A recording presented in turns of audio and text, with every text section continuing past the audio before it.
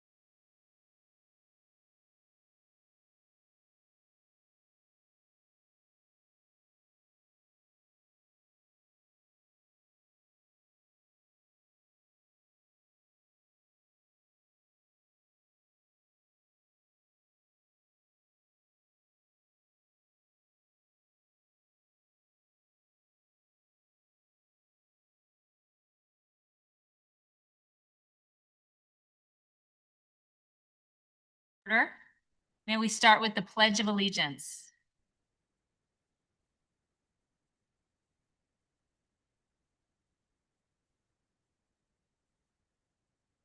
To the flag. New Brighton has the honor of selecting two students to give the pledge tonight. I first would like to introduce Jacob Soso Ojeda and Ms. Birchall. Can you introduce the other student? Angelo Rocha. So students, go ahead and come up to the mic.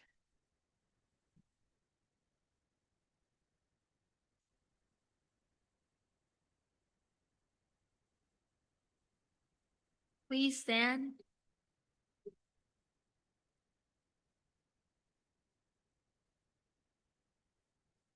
Place your right hand on your heart.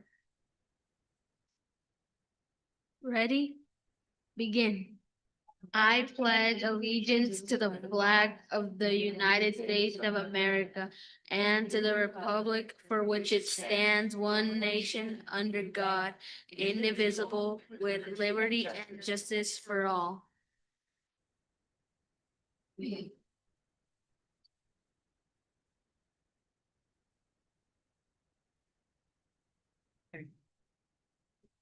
Our mission statement is staff, students, parents, and the community help ensure that each child develops the skills and character necessary for lifelong achievement and responsible citizenship in a diverse world.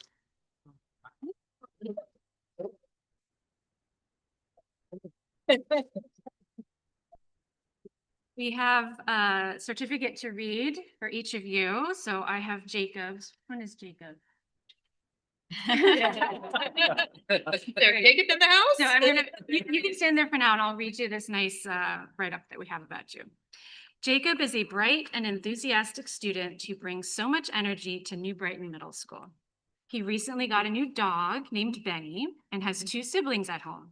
When he's not playing Fortnite, you'll find him playing percussion in our school band or working on a project in his favorite class, woodshop. Jacob has a passion for animals and hopes to study them one day. He's gregarious, joyful, and truly the life of the party, always flashing a big smile and offering help to his teachers and classmates. He's also an incredibly talented Mexican folk dancer, proudly representing culture and spirit wherever he goes.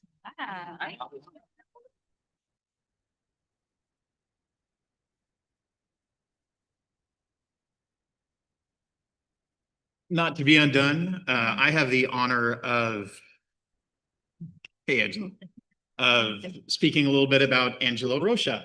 Angelo is a sixth grade student at New Brighton. He is thoughtful and kind student who quietly stands out for all the right reasons. With two siblings and two pets, a cat and a fish, I wonder if they get along. Yeah. He enjoys life at home as much as at school. His favorite subject is also woodshop, and he dreams of studying dinosaurs and working with animals in the future. Angelo also runs track and brings dedication and discipline to everything he does. He's known for being extremely polite, respectful, and ready to learn every day. His calm presence and bright mind make him a role model in our school community.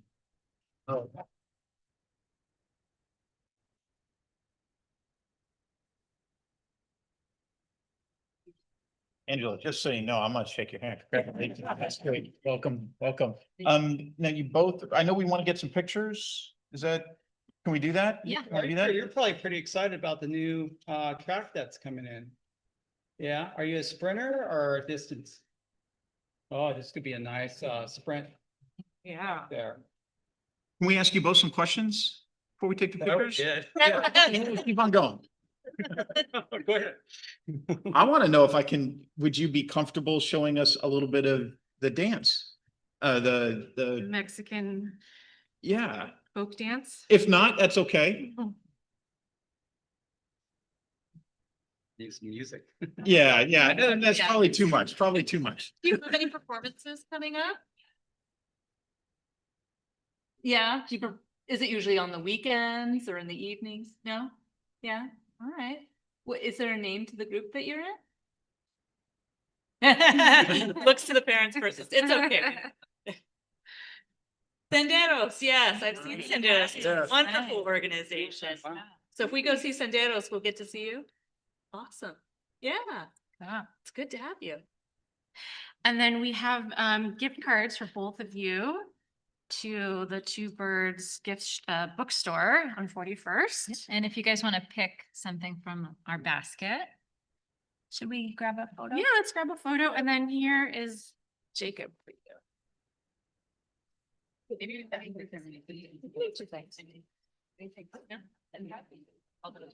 Yes, you're right. It's just me being afraid. Oh, no, back to you. Can I join our photo?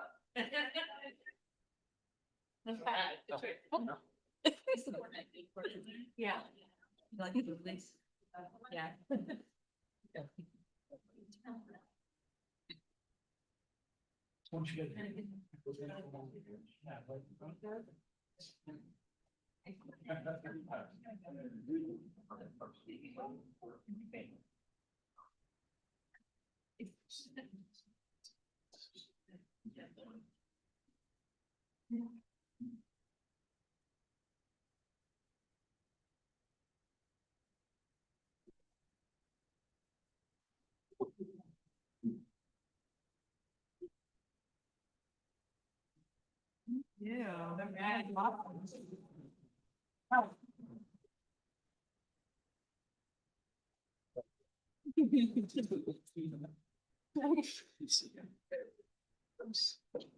Yeah. No, it was terrible.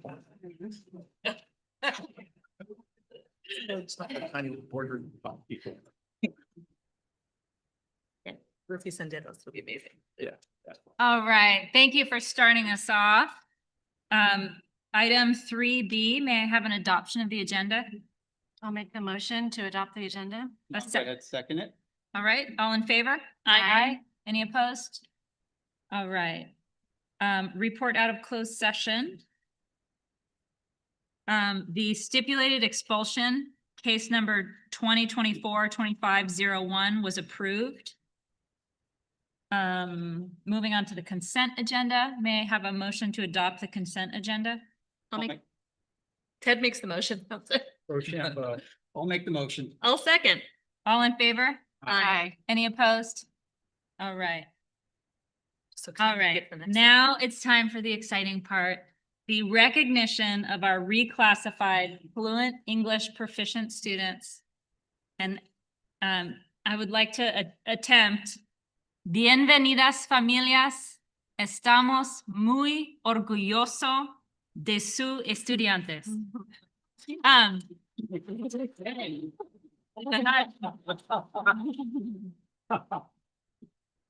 What your students do is so amazing. That was difficult, but your students now speak 2 languages. They're fluent in Spanish and now they're proficient in English. We are so proud of all your students.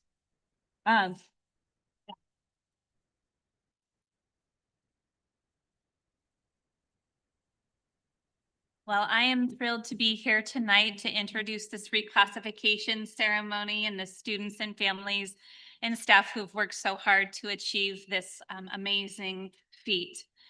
Tonight, Lily Espinosa will be, she will be translating. She's right back there if you need it. And Lily, let me know if I'm going too quickly. Okay, thank you.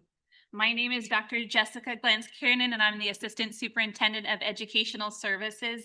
And everything teaching and learning is my love, and your students definitely fall in that category. So tonight, we gather to celebrate an incredible group of students who have shown remarkable courage, determination, and resilience in their journey to master the English language. To our English learners, that's you guys out there, you are champions of learning. Each of you has worked incredibly hard to bridge language barriers, overcome challenges, and expand your communication skills. Learning a new language is not just about memorizing words, it's about understanding a new way of thinking, expressing yourself, and connecting with the world around you. I want to take a moment to acknowledge all of the families who have supported these amazing students. Your encouragement, patience, and support have been crucial in their language learning journey. You've provided a loving environment that nurtures that learning, helping with their homework, and celebrating every victory along the way. To our incredible teachers, language specialists, and support staff, your dedication makes all of this possible. You have been more than educators. You have been mentors, cheerleaders, and guides who have helped these students navigate the complex path to English proficiency. Now back to you, our students, our amazing students. You are here being reclassified as fluent English proficient tonight. You should all be amazingly proud of yourself. Please give yourself a round of applause.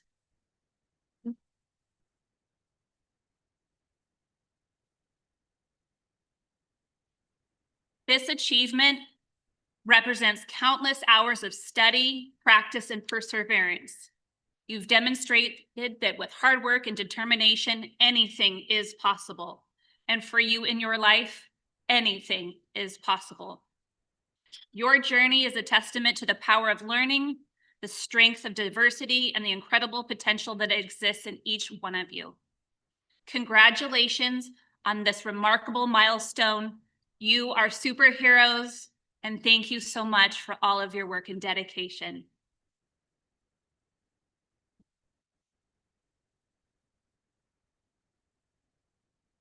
Now, by school, I'd like to invite New Brighton Middle School to celebrate your named students who are being reclassified tonight.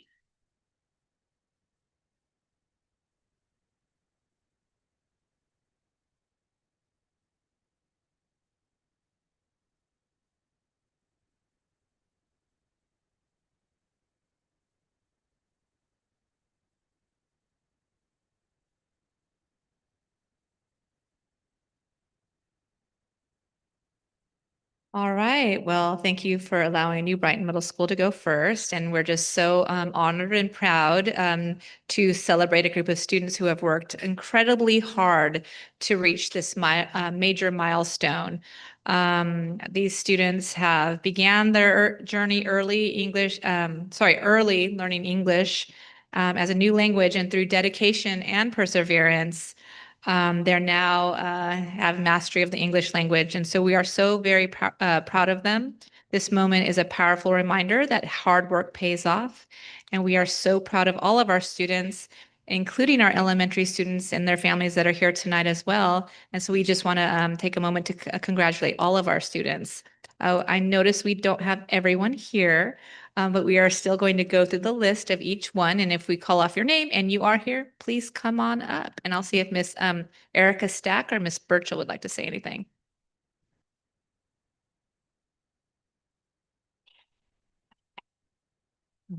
Okay.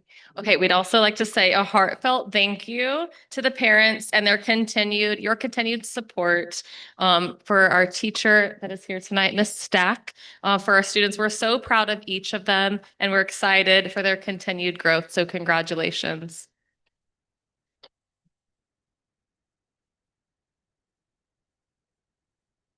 Hoy celebramos el esfuerzo y la dedicación de nuestros estudiantes que han alcanzado la competencia en inglés. Su perseverancia y compromiso han sido clave para lograr este hito y los felicitamos por su éxito. Un sincero agradecimiento a los padres por su continuo apoyo, a los maestros por su dedicación al guiar a estos estudiantes. Estamos orgullosos de cada uno de ellos y emocionados por su continuo crecimiento. Felicidades a todos.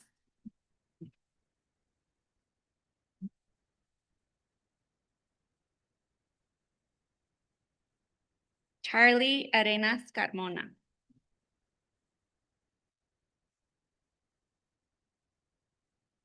Rivaldo Coronel.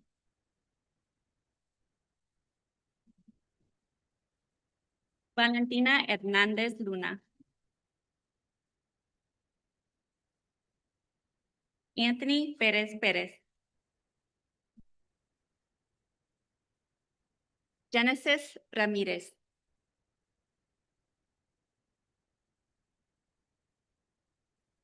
Alex Mercado Ayala.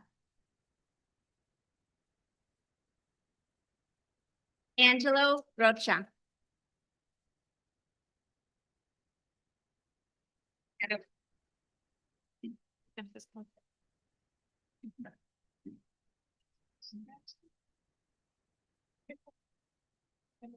Jacob Sosa Ojeda.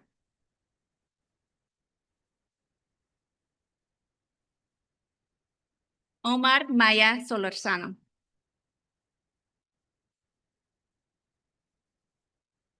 Leslyn Ramírez Mendoza.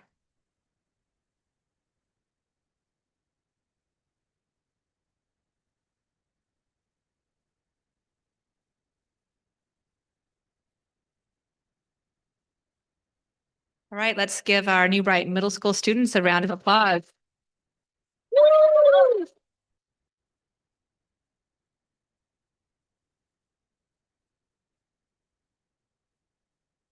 Thank you. And if our students from New Brighton could stay up front while we bring our next group of students up so that we'll have all of you together. We'll get a picture of you, just you first, and then we're going to move into SoCal Elementary.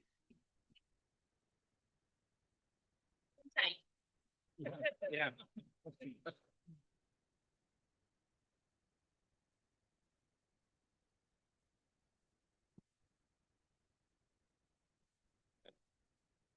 All right, thank you for having us. I'm Eric Witter, the principal at SoCal Elementary. And with me, we have our English learner specialist, Julie Livingstone, intervention teacher, Ilda Hernandez Meza, and we have two teachers that are with us at this celebration, and that is Jamie McMillan and Ileana Jimenez.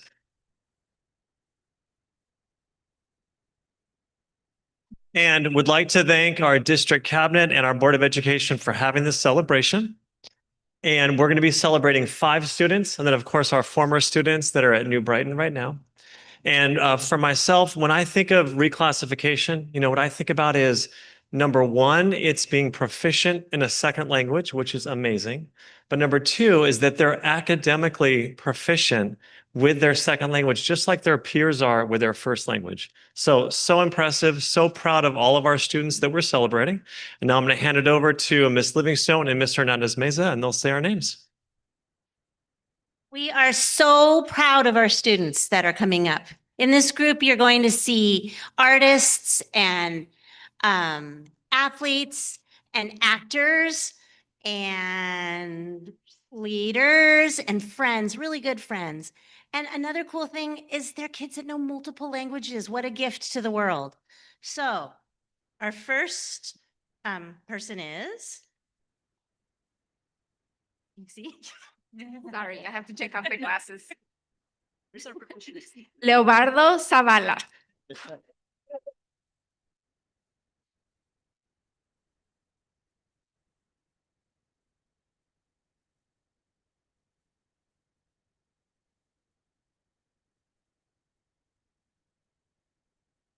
Isaac Sánchez Paredes.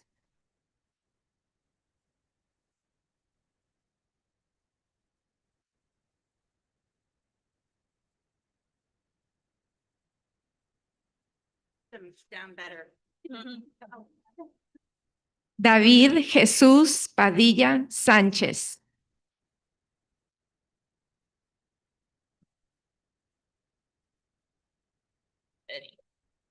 Carter Gutzwiller.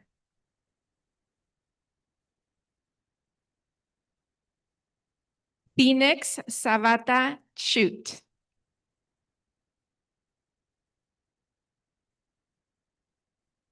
Gracias.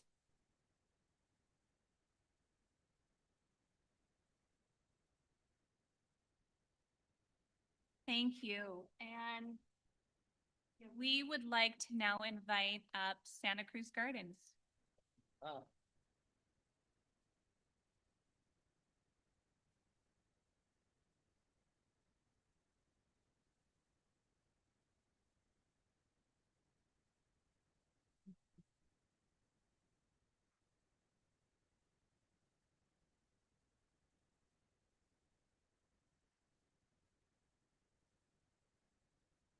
All right. Good evening, everybody. My name is Carlo Albano, principal of Santa Cruz Gardens. It's great to be in community with all of you tonight. My pleasure and honor. So tonight we celebrate language and the power of language and the ability to know more than one language. So many countries throughout the world speak Spanish. So many countries throughout the world speak English. And this is a superpower that our young dolphins, our older dolphins that are here tonight, we see some alumni of Santa Cruz Gardens in the building also, and want to just honor and recognize all of these amazing families and our fantastic teachers for all of their hard work in raising these amazing young students.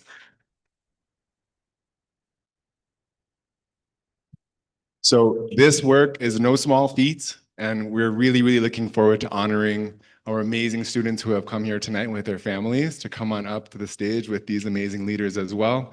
We see each and every single one of you as leaders being able to communicate with so many people throughout the world to help solve problems, to make the world a better place, to be a teammate, to be a leader. And we know and we believe that is the truth in all of you. So it's very great to be here tonight as a member of the Santa Cruz Gardens community with you and to be with this amazing team behind me. We have Ms. Tina Bonner and Ms. Karen Yee. Can we give a round of applause for their hard work with our students tonight? And we have some amazing teachers. We have Ms. Enos, we have Sue, our counselor, we have Ms. Yurs, we have John Henry, we've got Ms. Marsh, Ms. Rydell, and Mr. Boyce. I'd like to give a round of applause to our wonderful teachers who are here at Santa Cruz Gardens as well. And pass the mic over to our English language development teacher, Tina Bonner, and reading and intervention teacher, Karen Yee. Thank you. Thank you. I'm going to put this down.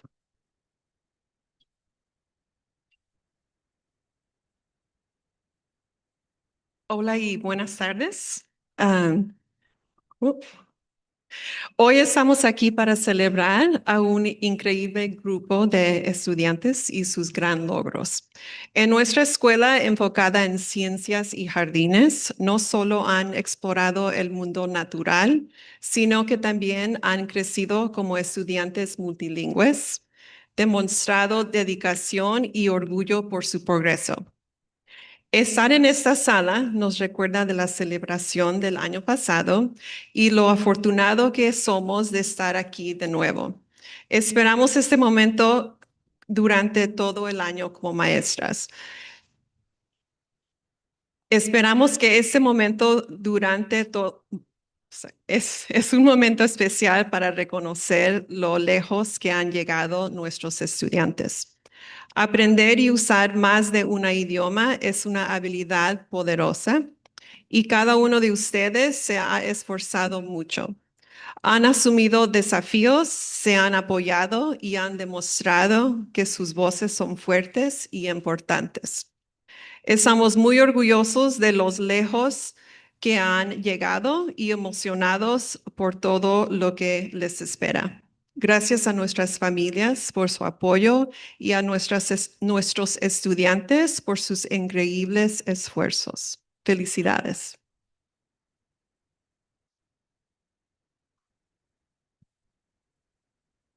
Hello, everyone. Today, we're here to celebrate an incredible group of students and their really inspiring achievements.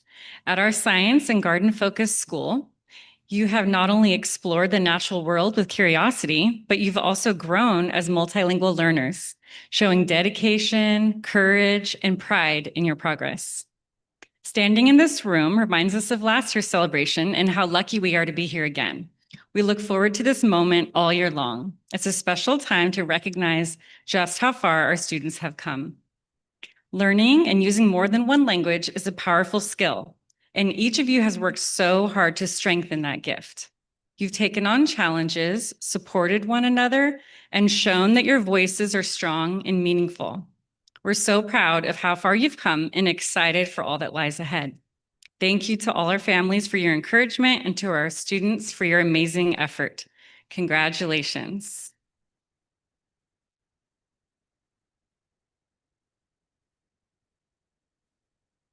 We have 4 students that we want to call up tonight to celebrate. Our first student is Jeremy Salguero Ramirez.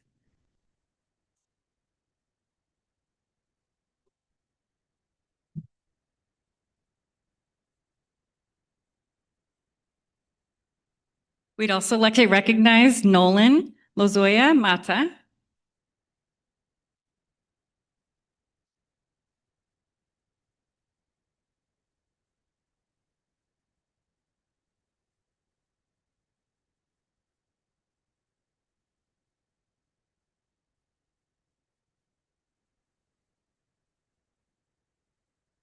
Emilio Gallegos Romero.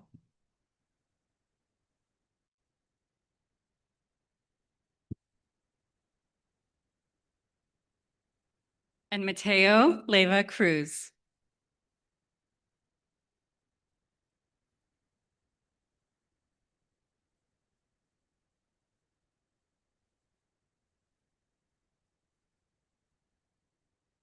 Congratulations. Congratulations. Kindergarten student. And now Main Street.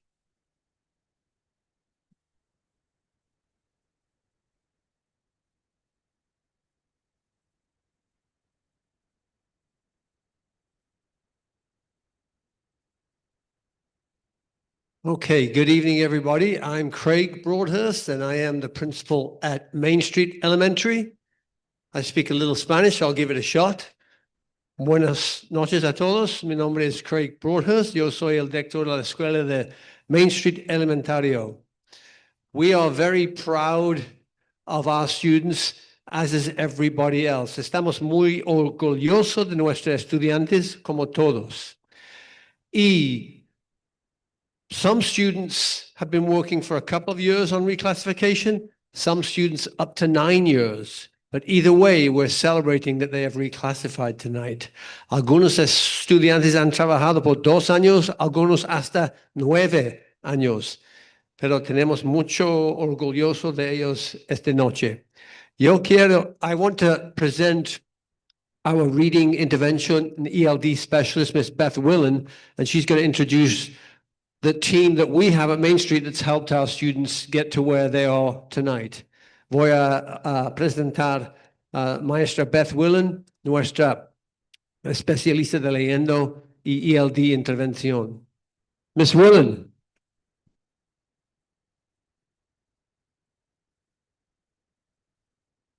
Hello and good evening. It is such a pleasure to be here tonight and celebrate our students who are reclassifying. Behind me are part of our staff. We have Sarah Weber, who is in the office, as well as Laura Johnson. She is our special ed resource teacher. We have Melina Reich, who works in our main office. We have Alana Lowe, who's in 5th grade, and Heather Springy, who teaches 4th and 5th grade. And all of the people behind me, as well as Mr. Broadhurst, as well as people who could not come tonight, have really played a role in our students' success. The greatest joy about my job is that I get to meet the students as kindergartners, sometimes in TK, and get to watch them grow throughout the years. Many teachers get to know their students for that 1 year they're with their student, but for me, I get to watch them grow over the 6 years that they're at Main Street or the 5 years they're at Main Street. And that is such a pleasure. So I'm really, really pleased to announce the names of our students being reclassified tonight. The first person I would like to invite up is a 5th grader, Alex Juarez Rivas.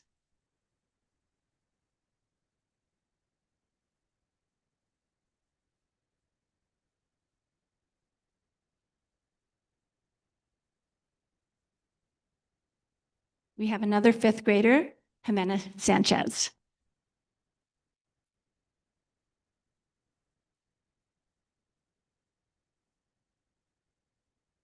We have a 2nd grader here tonight, Elias Juarez Rivas.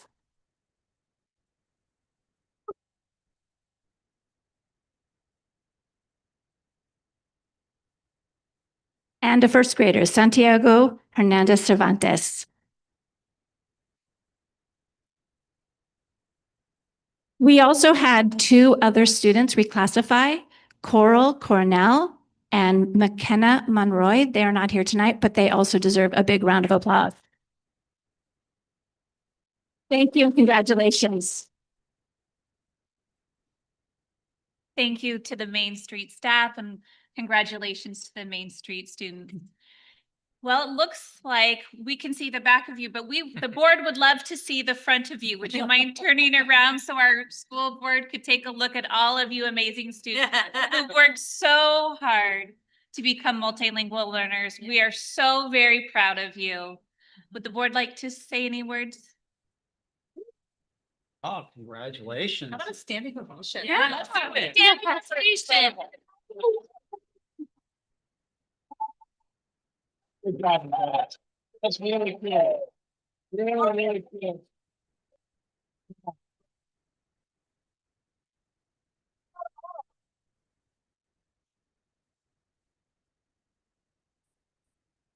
Students, we are so very proud. We want you to turn around and acknowledge families and teachers and staff who have supported you along the way. Can you give them a great round of applause?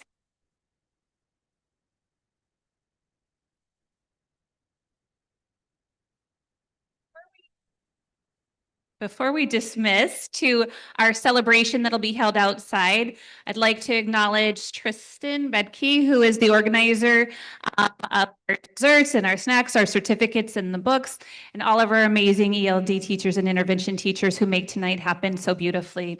So thank you all so much. We're going to take a picture of all of our students one last time, and then we're going to invite you to outside and have some cupcakes and refreshments before you go. There's also going to be a place where you can take photos of just your children. Thank you so much.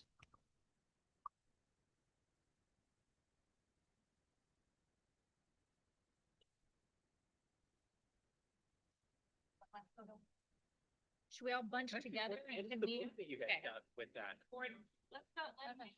Be you. I love it. That's great. Yeah. Excellent advice. Be you. Here's a go down here. Listen. You need a director. Yeah, come on over here, you guys.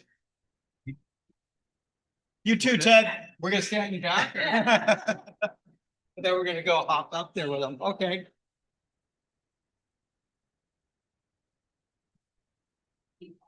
Yeah, let's see. Teachers, principals. We're taking a big photo. Who's got the camera? Who's Yeah. taking the photo? Oh, there she is, I guess. I think.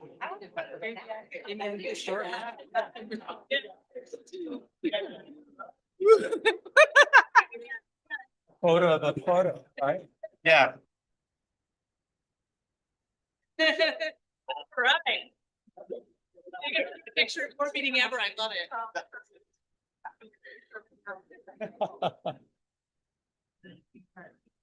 Cheese.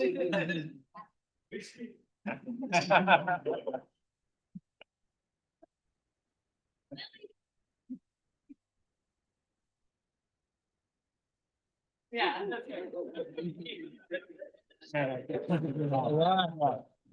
Absolutely.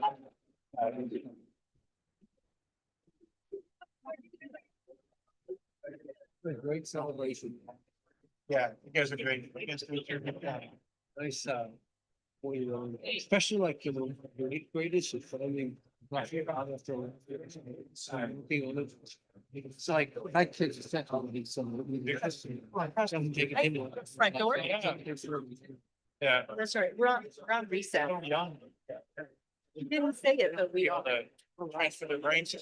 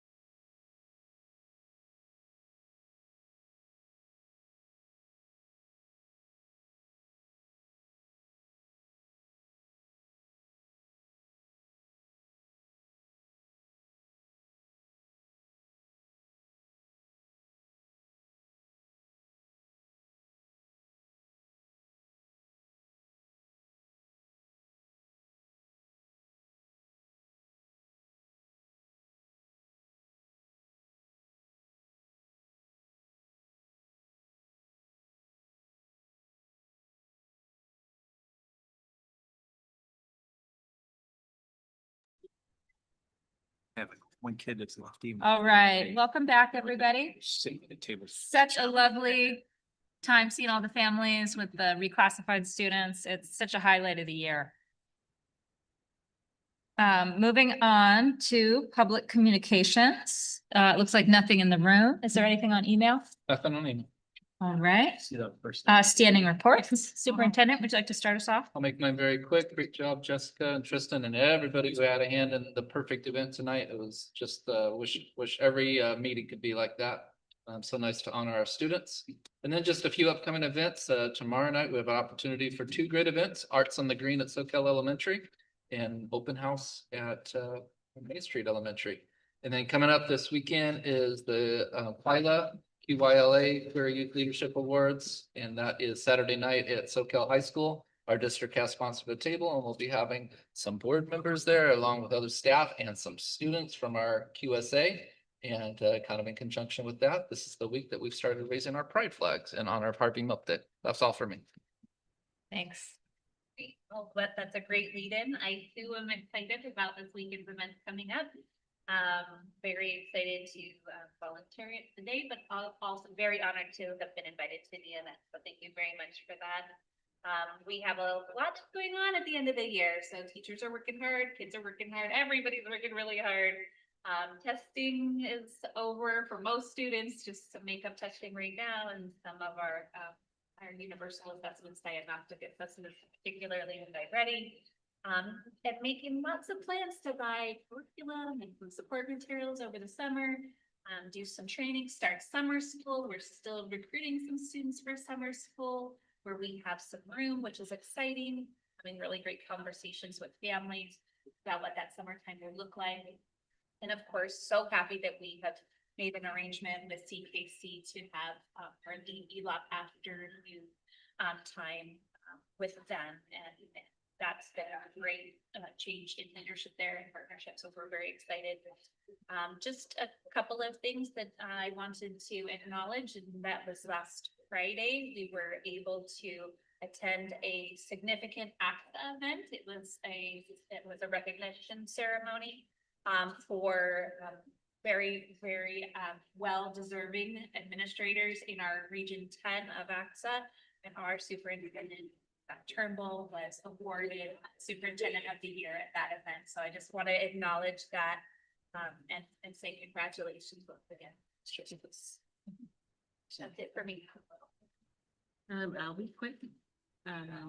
We met with the science team at New Brighton to go over possible looks of the science classroom. And that's always super exciting. So we can see, we looked at different layouts and so forth, what may work better, what might not work better, just to kind of start getting ideas of which direction we want to go with those classrooms. We will see later on tonight the proposal for the re-roofing projects for the Main Street Commons. So we're excited to get that project underway through bond funds, and that will be over the summer. So we are excited to have that bid out. We did have a fire extinguisher training for the district office and the FOSS team. And that was fun as usual. And, you know, everyone gets to know what to look for in the fire extinguishers, if they're expired, how to use them and so forth. And other than that, just our normal field meetings and Measure P meetings. And of course, you all noticed that all of that dirt is completely gone, as well as the portables. And that was amazing to see them take those portables out in one day. I think he was done, you know, before the end of the day, and he had all the metal sorted and everything. So that was pretty awesome.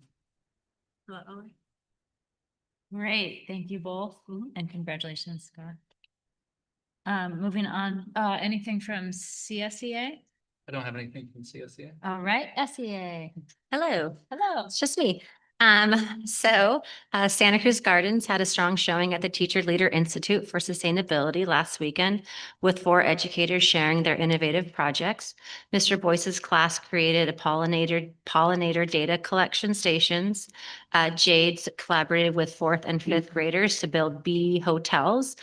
Kelly Liebenthal and Miss Monica organized 3 successful clothing and book swaps. On April 30th, the whole school came together to celebrate El Dia del Niño with games, music, and snacks in the yard. In May, we're honoring creativity as our community value and recently held a joyful Neon Nights family dance and auction. We also celebrated Mr. Albano with a wave of hilarious chat GPT generated images of him around the office, and it was a hit. Main Street is still diligently plugging away through state testing and iReady assessments with students and staff showing focus and perseverance. They're getting ready to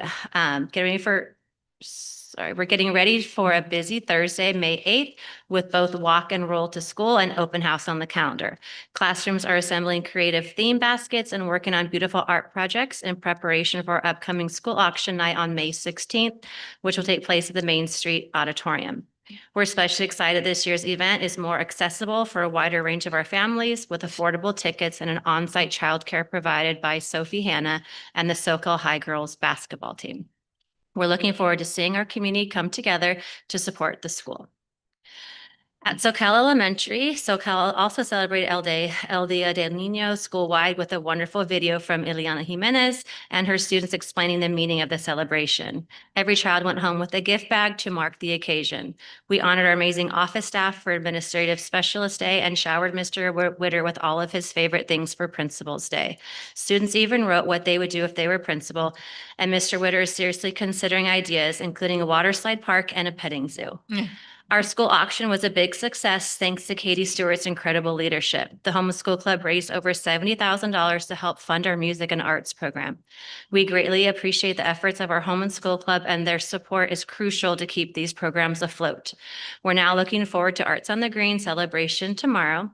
And in 2 weeks, our students will be putting a presentation of Peter Pan, which is through ELOP, which has been a lot of fun. If you have stuff to donate, Miss Livingstone has a really funny list of random things. I've given her a chef's hat, some Lays, some puka shells, like some gold jewelry for pirates, anything you want to get rid of. SoCal is looking to build their repertoire of costumes. And for New Brighton, our QSA club enjoyed a special meetup last week when our pen pals from Delta School visited our campus. It was a great opportunity to build connections and celebrate inclusion together. On Saturday, the New Brighton Middle School 6th grade math competition team earned first place, while our 8th graders claimed 3rd place at our regional competition. We're still waiting for official verification on results Wednesday. Meanwhile, we're gearing up for the international games and the excitement is building. And that's all from SCA. Wonderful. Thanks for that update. Items from trustees. I'll start. I'm like, people are looking at me. I have some notes. Let's see. First of all, following Jessica, yes, thank you. Congratulations, Scott, on the honor of being selected Principal of the Year. Oh my gosh, Superintendent of the Year. I'm sure you have been Principal of the Year the past, Superintendent of the Year by AXA Region 10, and I hope you enjoyed that ceremony and the honor on Friday night. I realized we were so excited about the reclassification ceremony. I had a couple of things that I just wanted to mention from the consent agenda, and I forgot to do it then because I was just really excited about what was to come. So if you don't mind me doing so, I just wanted to highlight a couple of things. It's not a question, it's just a little highlight. Is that okay? Yeah, and I did the same thing. Oh, okay, we I made might be on the notes and I same page. forgot. So certainly for one, item 4D, we accepted donations from the public and parent groups to support our school sites and programs, and just and hearing you also kind of highlight what our amazing home and school clubs and parents and business community is doing to support our schools. I just wanted to highlight that we so graciously accept these donations and we appreciate it. And that was an item in our consent agenda. And then we have a new member of our Measure P Citizens Oversight Committee, and she probably wouldn't want me to highlight this, but I will highlight that our own former board member, Judy McGooden, has graciously stepped up to join that team. And I'm we are all very grateful to her for that service, and she'll bring such great perspective to that team. As far as events that I had the pleasure of attending, I loved attending the Santa Cruz Gardens open house and art show. It was a really wonderful turnout, great community event. Love seeing the classrooms. Thank you so much for the groundbreaking ceremony that we got to attend. That was just last week, wasn't it? That was wonderful groundbreaking for the field. And that's it for me. Great, thank you. Maybe I'll jump in. I had some of the same ideas as Amanda, but just wanted to say congratulations again on Superintendent of the Year. That's very exciting and deserved. On the consent agenda, also Miss Frost retiring for after 13 years of service, and Mr. Hoover after 10 years of service. So congratulations to them. And then thank you again for the parent donations. So welcomed from the New Brighton Home and School Club, the National Marine Sanctuary Foundation, Charles Schwab, Terry Amar Borrero, 99 Pledges, Square One, and Trade in Real Estate with John Flanken. And that's it for me. Others? So maybe a suggestion here, have the consent agenda after the recognitions. Actually, I'm glad you brought that up. So it had been expressed years before to have donations, not a consent, and that's my fault 100%. I take responsibility and apologize. CBO is new enough that I hadn't relayed that and should have relayed that, and I didn't catch it, and that was my fault and won't happen again. It'll be a separate action item. Well, there's other things too that may pop up also, and we get lost in the thrill. I think it did used to be at the end of the agenda, and then there was a switch made, I don't know, several years ago, but I'm open to that suggestion. At this point, if it's okay, I'd like to proceed with just doing a better job of making sure that those items are pulled out as separate action items. Well, okay, I'll hop in. I was at the groundbreaking celebration out here for the soccer track field.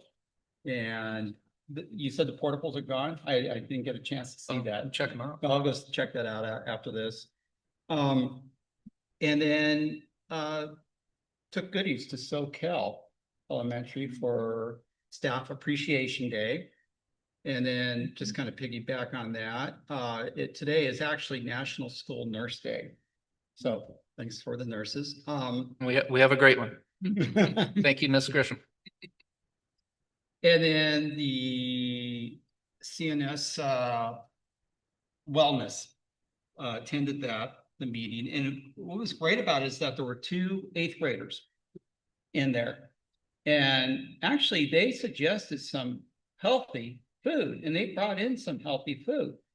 So it was great to have their input. And I think basically we went with their input on what to serve. And that was a lot of fun. And Scott, yep, congratulations. Good. Sup of the year. Soup. Soup. I'll go into, kept waiting for somebody to like break it up a little bit because so many of the things were the same, but after you just fell on the sword so much, Scott, I would be happy to remind everybody once again that you are the Superintendent of the Year.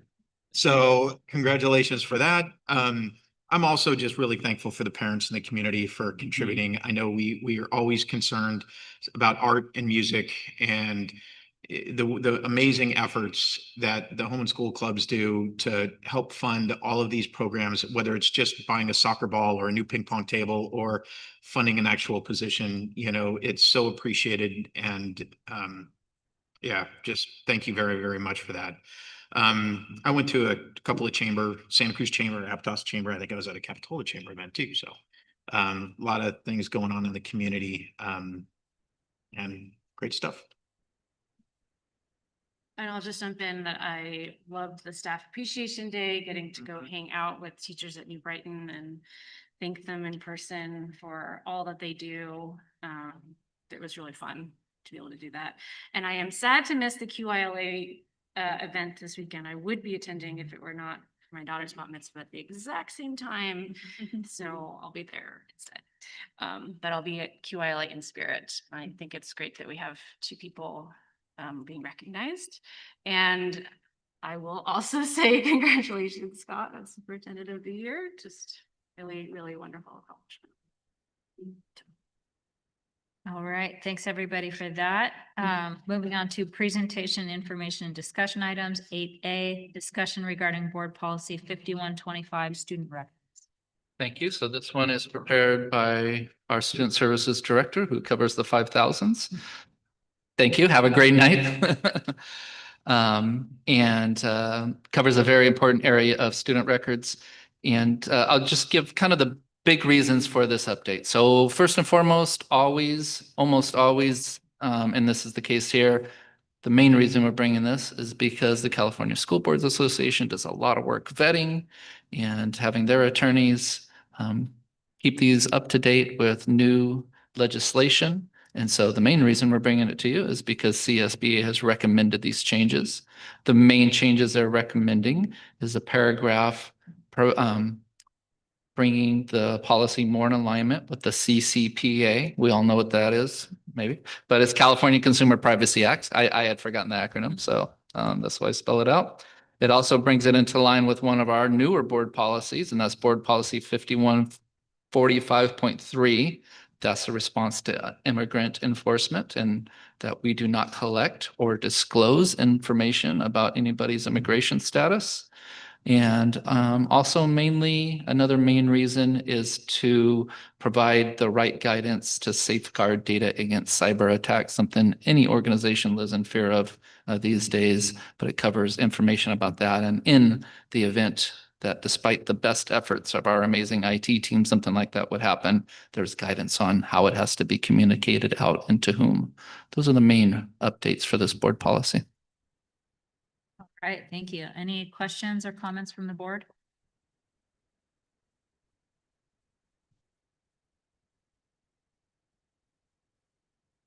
No, pretty straightforward. All right. Actually, I do have one question. Do we ever ask any incoming students or families their immigration status? No. Thank you. All right. Moving on to next item, 8B, discussion regarding board policy 5131, conduct. Yeah, and so some minor updates for student conduct, something very important, but the high profile item, which is the main reason for this update, is for everybody's favorite subject, smartphones at school. And so this is one of those instances where the policy catches up to our practice because of our amazing staff and principal at New Brighton. The away for the day policy is already in place. And so this just brings a codification that has to be in place by next school year, but we're ahead of the game for this. Yeah, you're echoing quite a bit. It's hard for me. I guess I really probably don't Yeah, need we to don't use need it. it. It's in front of me, so I'm using it, but I think y'all can hear me. Yeah. Hello. Questions or comments from the board? Were you discussing or stated about the dress code, gang related apparel? That is a part of the update too. I didn't highlight that one, but that is in there. Yes. So what is considered now gang related apparel? Great question. Ever changing. I Yeah, remember a time when I was a teacher in the 90s, like it was very definitive, this color hat is, this, and this color ball cap is this, and it's ever changing. And, groups like BOSTA and our law enforcement here help keep us up to date about trends that we should be looking out for and being aware from. So that's why the language is written in a way that's nimble, right? Because what's something that's concerning one month could be something totally different the next. So then why is gang related apparel the piece that's called out? Couldn't that sentence just end that violates district or school dress codes? I suppose that it could. The CSBA recommendation, I'm sure, is made just that because sometimes there are certain articles of clothing that do become very specific in alignment with gang apparel, and just call that out. But we could certainly strike that if the board wishes. If I could give an example, at the high school, certain rosaries are considered gang related. So for example, that's on the list at the high school that's not allowed. Wow. Rosary? Certain types related to gangs are not, you have rosaries. Yeah. Really? Yeah. But that's on the list of the dress code, right? So like there's a list of things that would be. I don't know. No, yeah, because I'm sure Scott, we all probably, those of us who were here, we remember that we went through a lot when we updated our dress code. It wouldn't, I don't think even the AR wouldn't list specific things like you may not have this particular gang affiliated rosary, you may not wear a shirt that has this particular brand. Right. on it. It's more it's flexible at and the broad, school. yeah. The Yeah, advanced so the term term is the school level. Where it's documented. 'Cause- Somewhere, yeah. No, Yeah. it's a school level. Yeah. But this is like the policy level. Are you making a comment or? It just seems very specific to call out gang-related apparel when there are other types of things that could violate district or school dress codes, but.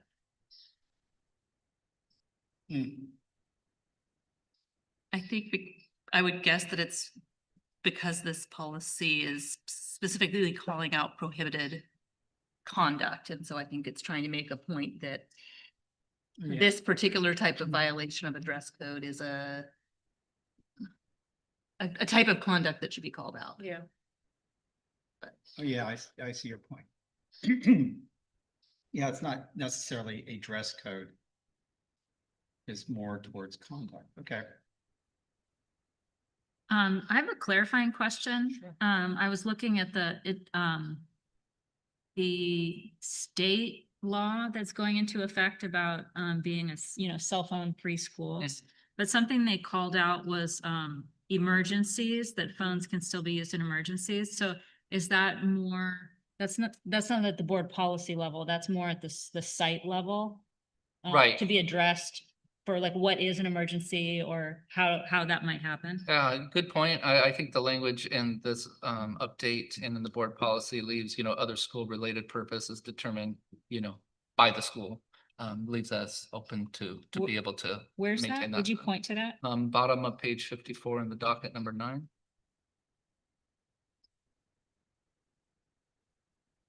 Under the away for the day policy. Okay, I think it leaves it flexible enough so that it's not so rigid that, okay, of course, we'd want to have the ability to do that if we want. yeah. And then one more thing, just that I noticed from working in schools is AirPods. So your phone can be on, like playing music, and your AirPods can be in or around you. But does mobile communications cover that, or? In my opinion, yes. That's why they put that in there, because it'd be tough, like unless you start listening out to watch this and not AirPod that, like. Okay, Think it. so that includes that. Yeah, to that point, are they allowed to be in class with an AirPod in their There ear? are certain instances, but no, so the default is no, and then there's instances where a teacher may allow it for a particular reason, but the default is no. Can they be used for hearing aids? That would have to be a part of a student's 504 Yeah. or IEP. ChatGPT, just get an answer and.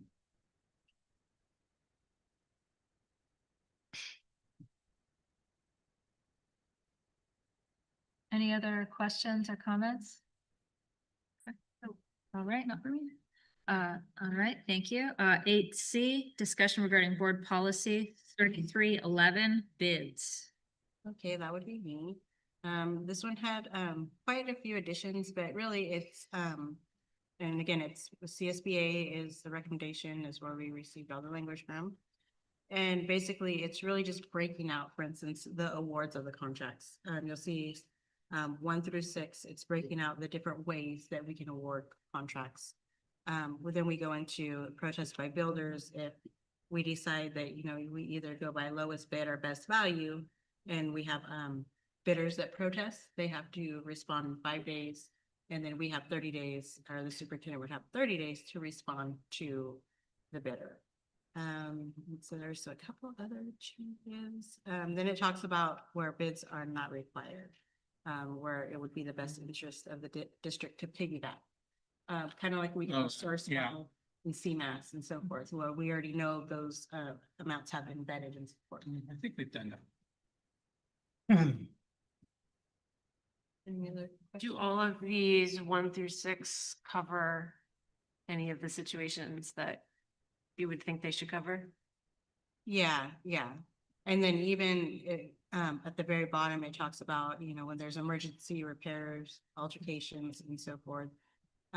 You really don't have to go out to bid if it's a danger to students and so forth. And the board would have the jurisdiction. Just have a question about the the kind of the origin of this policy coming to our docket? Was it because it was a part of a regular CSB update, or is it, okay, Yes. right, because the alternative, which is also a good one, is, you know what, we're doing a lot of projects. I wonder if, you know. No. We originally brought this to the board in 2018. Oh, yeah, we brought them all to the board in 2018. So this is just updating with this. But it's new- no, I was just curious, right? Like sometimes we get these because we're getting a general kind of update package, but I think sometimes things come to us because They need. we some realize, time. oh, we need to check in on something. Yeah, Okay, yeah. thank you. You're welcome.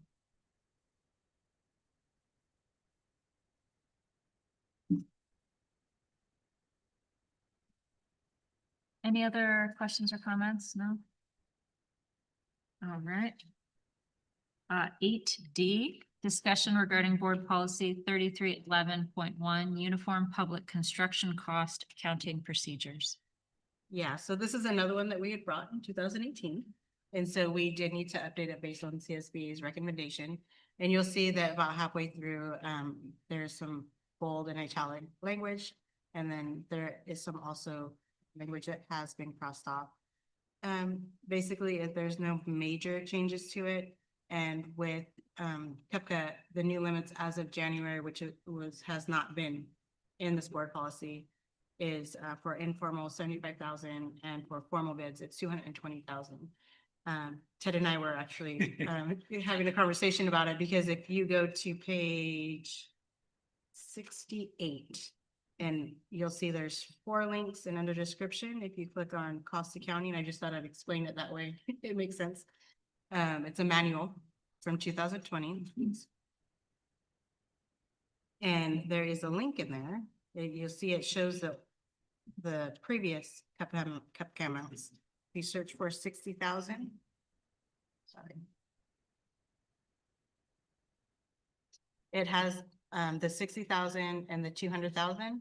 However, but there are some links that say new informal bid limit increase, which was changed in January of 2025, and that'll show the 75,000 and 220,000.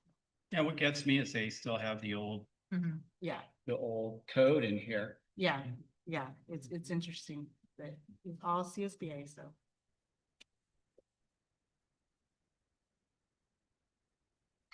All right, questions or comments from the board?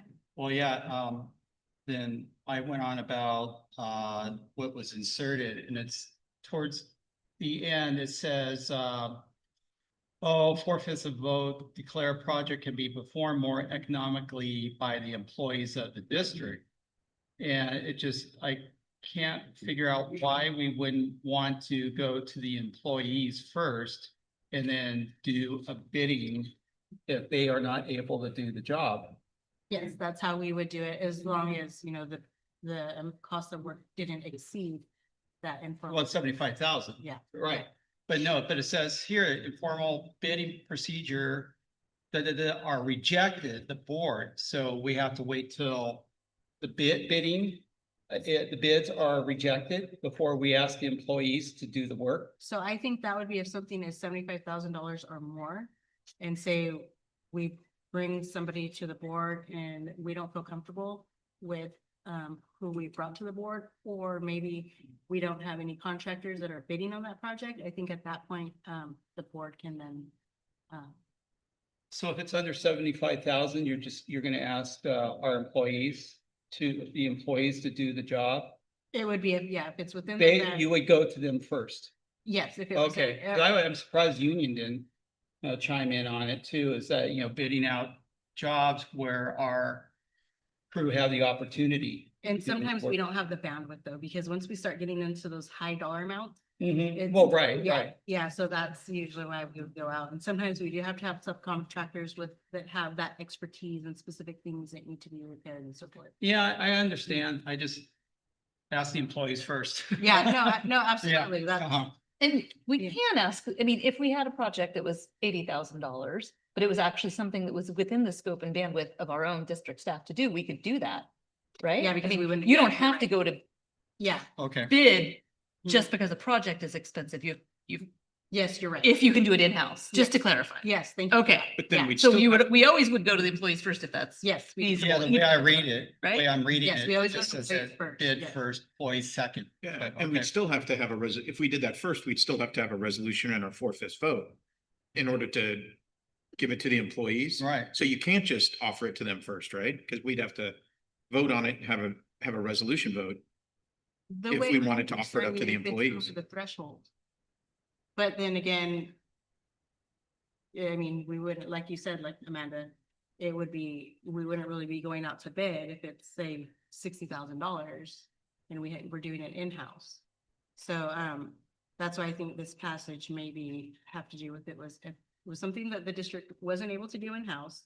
It was over the $75,000 and we went out to bid and we decided no, but then again, it's like a catch-22. Right. Because if they couldn't do it to begin with and it was rejected, then yeah. But like if circumstances changed, I guess, like at the original time, like, no, there's no way we can do this in-house. We definitely need to get bids. And then you get bids and yeah, that doesn't seem like a good fit. And then upon reconsideration, something has changed and yeah, the district does have the capacity. Is that what this Yeah. is? yeah. It's like quite the contingency plan. Okay.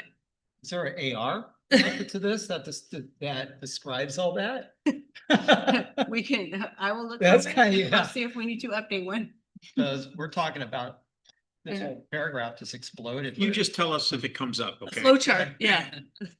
A flow chart. Okay, I'll work on a flow chart in camera. And then the last one, it says work may be done by day labor. Is that like going to Home Depot or what's definition of day labor? To me, that would be, I don't think I'd be going to Home Depot. No.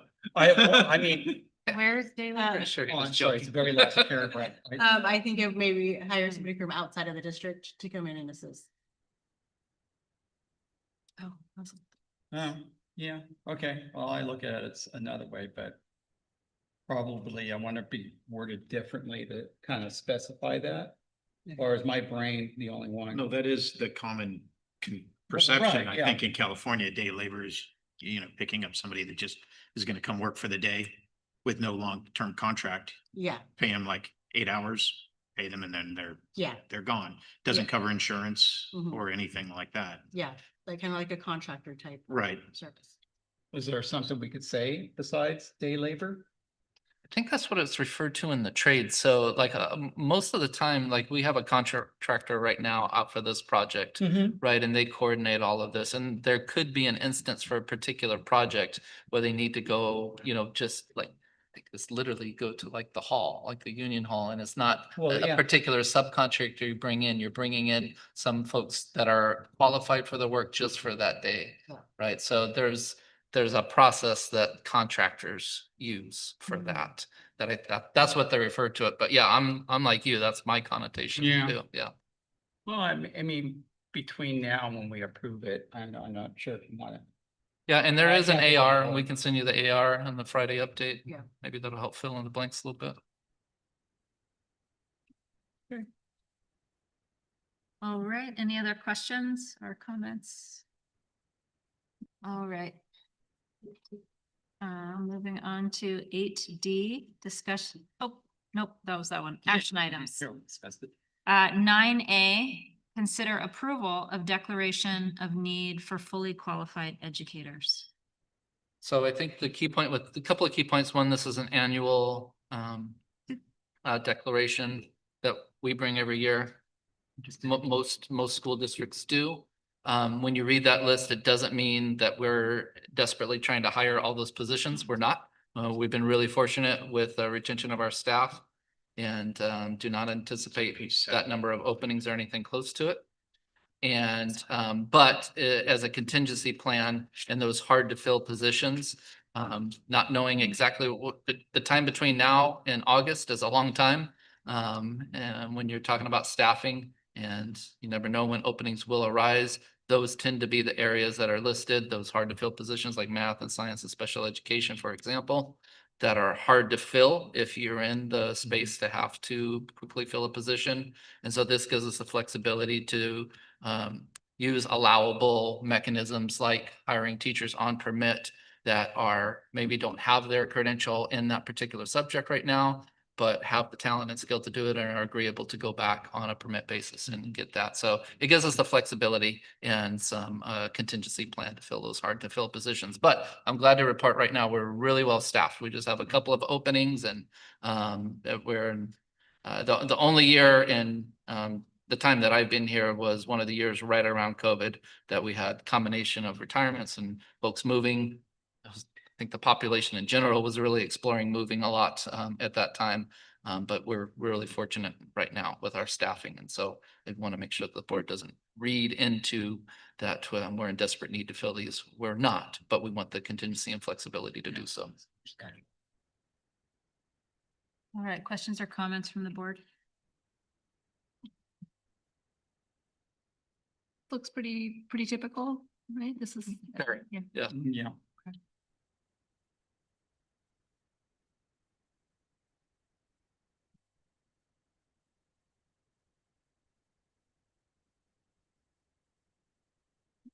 In our, do we have,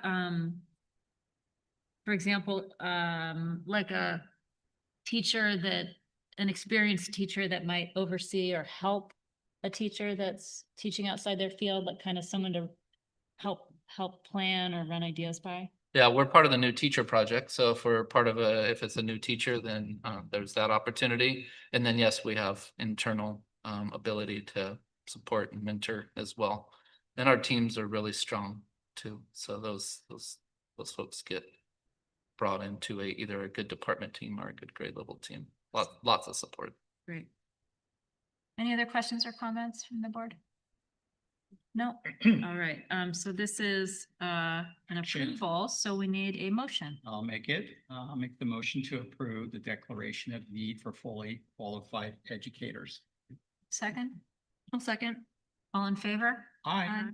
Any opposed? All right, motion passes. Can I interject some? Oh, yeah. Great thought. Okay, but for one thing, since the audience is completely empty, and I know, I remember as being board president, it felt like kind of a funny exercise to always ask, is there any comment from the public? Is it possible that we just kind of have an email check-in on our items? Like, just to make sure no one's emailing us comments, just in, like, instead of you having to ask every time, like if the superintendent would be able to just Good let us idea. know. no Nothing on public email. comment. Yep, good idea. Just because there's no one else in the room. Is that okay? And, or Ted could do it. And then Robert and I may have the same thought, but I do think we missed item 8D. It's the same policy number, but one little thing off. I correct me if I'm wrong, but 8D is uniform public construction. Say that. No, we did get both of them because the first one, 3311, Uh-huh. that's where I had all the changes, the 1 through 6, etc. Yeah. And then the 3311.1. Okay. That That's one only had that little, the blurb that was changing. Yes. That was, yeah. Okay, my apologies. They're similar. I was clicking through links and this, that, and the other. So thank you. I just wanted to make triple sure. All right, Robert, did you get your question answered? No. So I was just gonna make a point. I mean, we always have a succession plan, usually in business. And I was thinking, do we have anything like that? And the reason this brought me up was on page 4 of this, it says, has your agency established a district intern program? Mhm.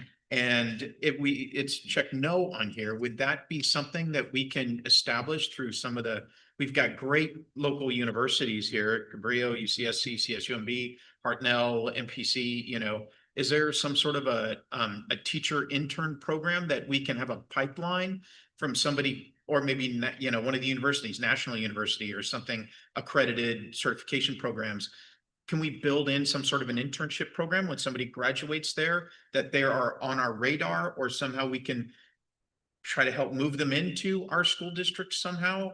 So it's a good question. So one thing that we are a part of just recently within the last couple months is a part of a residency program that the County Office of Education helped coordinate us and a few other districts to be a part of.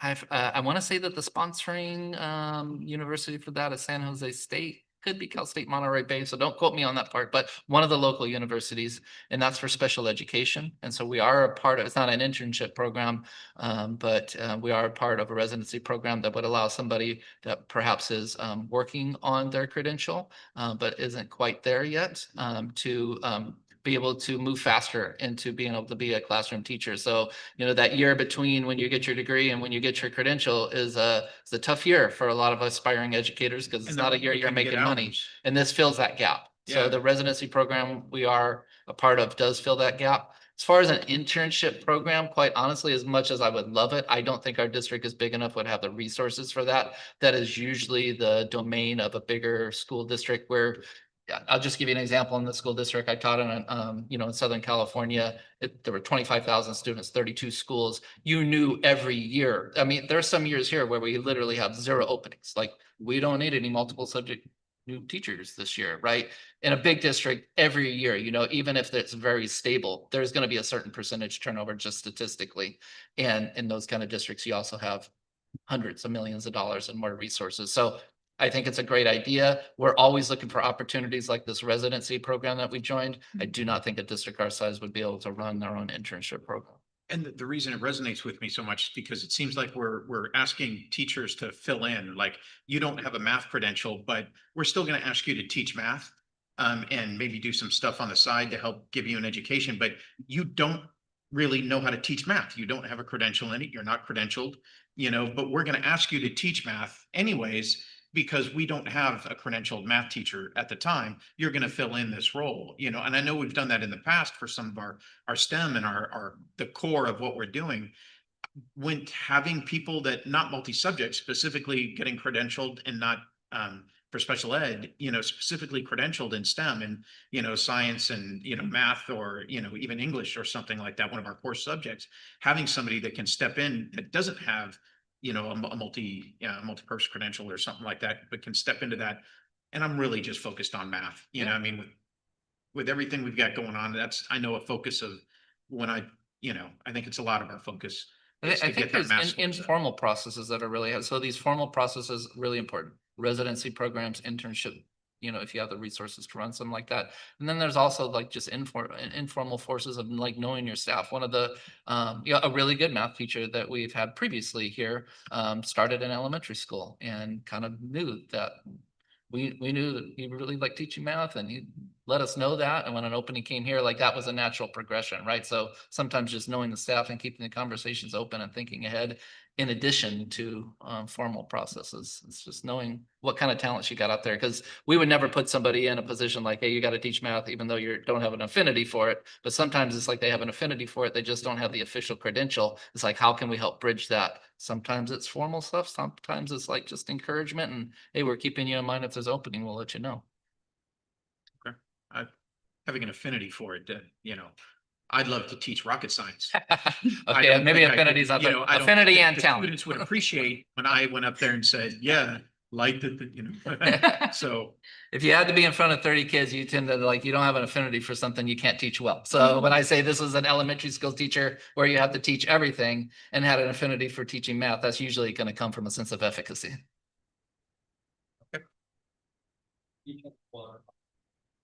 Yeah. Great. Okay, thank you. Yeah. All right, 9B, consider adopting resolution in recognition of Mental Health Awareness Month. I don't think there'll be any argument from any party to say how important mental health is for our youth today, with all the competing forces that are out there. We're very lucky in our district to have a talented team, starting with our counselors who support mental health. Something that I think our whole governance team should be proud of is that we have a counselor at every elementary school and 2 counselors at our middle school. That is about a 300 student to 1 counselor ratio, which is very strong. And which I'm just saying symbolizes our district's commitment to mental health. And so this is not just in words that that I'm suggesting the board consider passing this resolution. The district also puts their money to this, which is the ultimate way to speak your values. And so with that, I would like the board to consider passing this resolution in recognition of Mental Health Awareness Month. All right, thank you. Questions or comments from the board? Yeah, we do the resolution and then it goes, I'm not sure where it goes, but how do the students, are they aware? I'm sure they're aware that if they have mental health issues, that where to go. Yeah, it's a great question. Great question. Students come in all kinds of packages. So I bet some are very aware and then some you have to seek them. And so some of the processes we have in place, like a universal screener where you get input from students, from teachers. And because sometimes students will let you know they need help and sometimes students act out when they need help and sometimes students withdraw, and having systems in place to try to identify those that withdraw and seek them for service is another part of the process that we're always continuously trying to improve at. So mental health was a big stigma, years ago. Yeah. And Thinking sometimes it still is today, but I think we're chipping away at that. Mhm. Yeah. I mean, we had the flag salute and he stood up there and he mentioned he's on the spectrum. I mean, cool. I mean, that's great. Yeah. I mean, that's great that he's able to admit that, or not admit it. How can you say it? Just say that he This is. is part of who I am. Yeah. Yeah, exactly. Who he is. He knows that. That was impressive. For sure. I think it's a great resolution and I so appreciate the way the district thinks about students and their families' mental health needs in a variety of ways. The first time that I mentioned this before, but I'll say it again, first time that I used the new kind of easy form when my student was absent to ask for, now I'm losing my words, but to make up your work, right? Thank you, independent studies. I so appreciated the letter that also came, with clear connections and counseling resources, because we all know sometimes when a student needs to stay home from school, it's not only for physical illness, right? Sometimes we have school avoidance, we have other issues, anxiety, all kinds of things that are connected to mental health, or maybe it's related to the mental health of a caregiver or family member who's not able to get that child to school. So I think it's so important that we continually recognize and heighten awareness and infuse it into everything that we do. And I see that and I really appreciate it. Agreed. I just would like to second all that. I really value that we prize mental health in our district and put a lot of effort and attention towards it. Any other questions or comments? And there's nothing on email. All right, thank you. May I have a motion? I'll make a motion to adoption of the resolution in recognition of Mental Health Awareness Month. Great. I'd like to second it. This is a resolution vote. Trustee Edmondson. Aye. Trustee Gray. Aye. Trustee Donnelly. Aye. Trustee Jackson Miller. Aye. Trustee Dickinson. Aye. All right, resolution passes unanimously. 9C, consider approval of the track surfacing proposal from Field Turf USA for the New Brighton Middle School track and field project. So this is exciting to bring this before the board today. So if you go to page 79, it'll show you that the cost is about $131,000. And again, this is for the track. It shows that the color is going to be purple and that they will be doing the install and supplying the materials. Purple track. I just couldn't hear the last couple words you said, the install and They're gonna supply the materials and install. the materials. And then you'll see Sourcewell. Yeah. That's what was brought to the board Yeah. at our last board meeting. And so this is where the piggybacking for the cost of the track is into play. And was this something that went to bid? This one didn't need to because it's part of Sourcewell. Oh, it's part of Sourcewell. Yeah, Okay. so they're already pre-vetted amounts and so forth. Okay. Getting hard to keep all of those things straight. I'm sorry? It's getting hard to keep all of those things straight. I have a question about some of the technical data. Oh, no, I don't. Let's get into it. The binding material. I'm just kidding. Where do they source the Bring it purple down. dye? Can't wait to see that purple. I know. Vikings. Yeah. So I just had one, and this has nothing to do with really with this, but how do you change the like? Some of it's permanent, some of it's not. Yes, so the base of it will be the permanent color, the purple, and then they'll spray the lines on. Okay, so we can change the field up. Okay, great, perfect. The big Viking. Well, that's the permanent, right? The permanent's the big Viking. Yeah. Yeah. Any other questions or comments? All right, may I have a motion? I'll make the motion to approve the track surfacing proposal for the New Brighton Middle School track and field project. Great, second, I'll second it. all in favor? Aye. Any opposed? All right, motion passes. 9D, consider approval of the Main Street Commons re-roofing project proposal for clean roofing for the district's Measure P bond program. This is another exciting one. If you go to page 86, it'll show you that the cost for the construction side of it. So for the contractor is about $215,000. And we did go out to bid for this item. And the next item in the docket is the cost of the supplies. So for this one, it looks like this contractor was the least expensive. Yeah, Which a is little bit. good, but I'm also wondering if there, you know, sometimes things are the cheapest for Yeah. not the great. So was there due diligence just to make sure that they're Yes, and the architect was present at the bid opening and he goes through and he vets. Yeah. So, hey, cheap, you get cheap. Yeah, sometimes. Yeah, yeah, no, yeah. yeah. Don't love stuff. Yeah. Does anybody know the history? When was the old roof put on? How long? Did it fail sooner than we thought? I think I was gonna say, I think it's a. 93? Yeah, because the other roofs have already been replaced for the building. This is the last piece. Wait, Upper Commons, when was that built? That was the more recent bond, right? No, you're thinking of the two-story building. I am thinking of the two-story. Yeah, that's not this. This is you walk up the stairs and the little door space and everything. I That's originally. what it was. It's not up- yeah. Okay. Reasonable. When I first Yeah. came back, when I came back to the district, you and I were on the same page. I was like, Yeah, oh, that makes much more sense. Okay. Yeah. All That right. would be a problem. That'd be so yeah. All right, any other questions or comments? I love that you guys include the tobacco-free part of this. I think that's great. You know, nothing's worse than going back over a project and seeing a bunch of cigarette butts on a school yard. Yeah. Terrible. Yeah. Yeah. And It's neat. Nice touch. Yeah. So.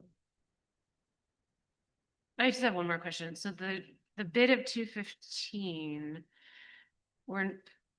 sometimes there are low bids and then there's like change orders and scope changes and things like that. Is their bid for the 215 for comparable to what the 315 is, for example? Yes, I mean, when we look at the bids, we make sure that everything was accounted for, that should be accounted for. So the architect, they have a list of everything that needs to be done, like A through Z.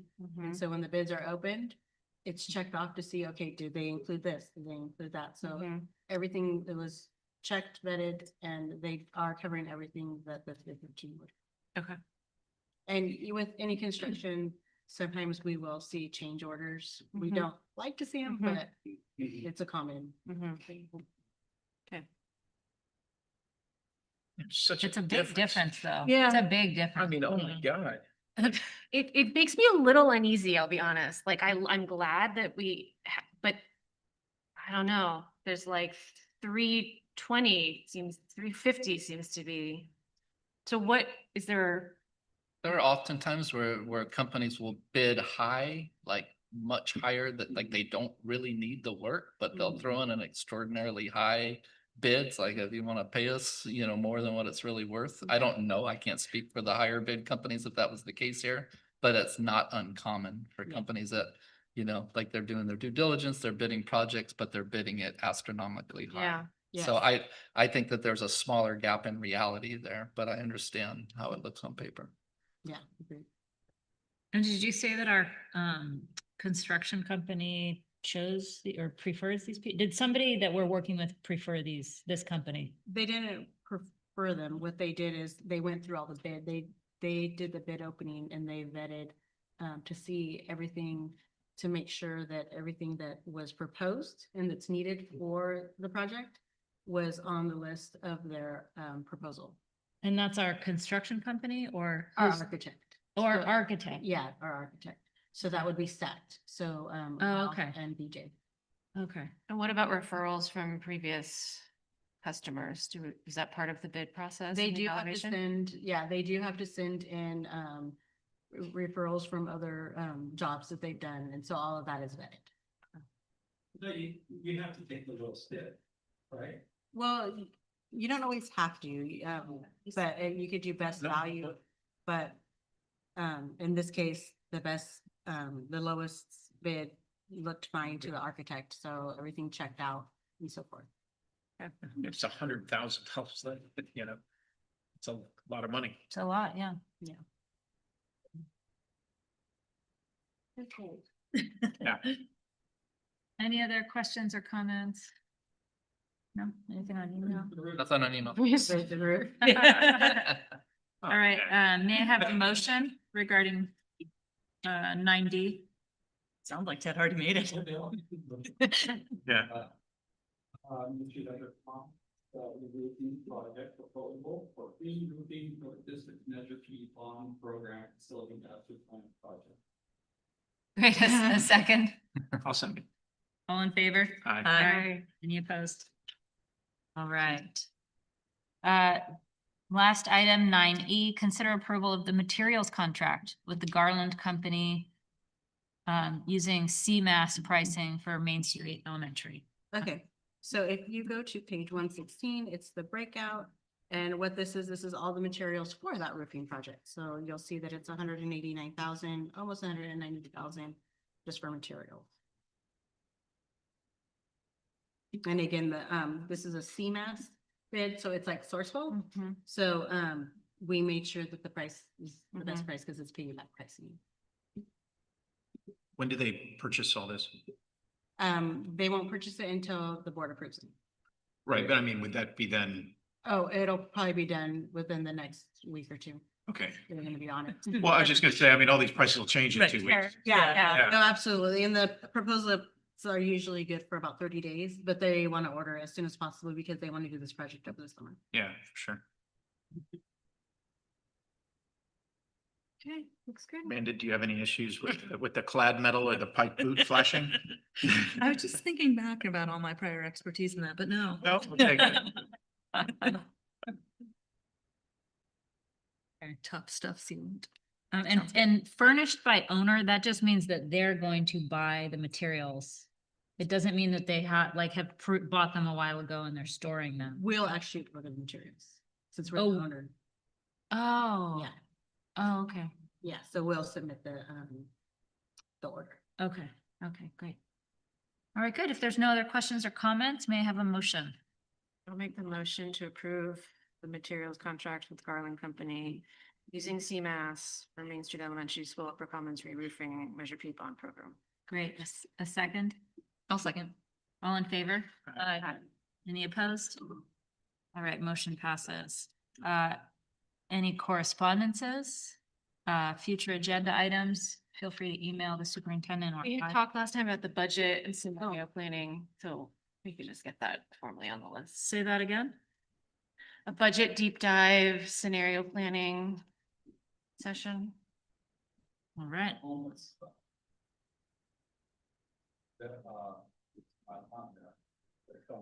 Well, we covered it. I think it was covered with. Yeah, Carissa. it was covered in student services.